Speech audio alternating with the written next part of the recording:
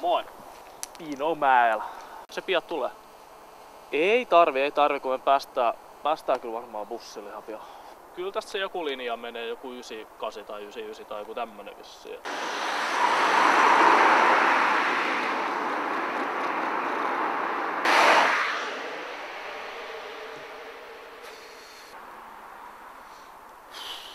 Kai se pian tulee. Vittu. Me oltiin tässä 7:20, että puolisen tuntia. Olisi kyllä ihan hyvä, jos tässä olisi niinku aikataulut. No joo, se voisi olla ihan bonusta. Se on nyt 7:10. 7:20 oltiin tässä. Pitäisikö sitä kohta oikeesti he lähteä käveleen täältä? Tässä on pian tunti venattu.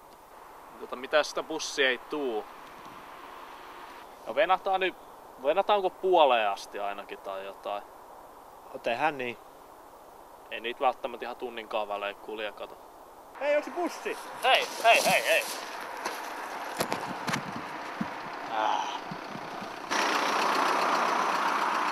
Mitä vittua tätä vielä teet?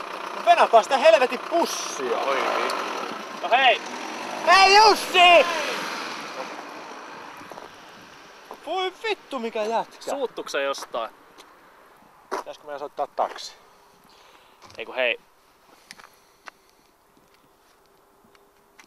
Venataanko vielä vähän aikaa? No joo. Tuolla tässä ei oltu jo yli tunti. 1,5. No joo, itse asiassa tää juttu oli vähän sellainen, että me piti kuvat semmonen video.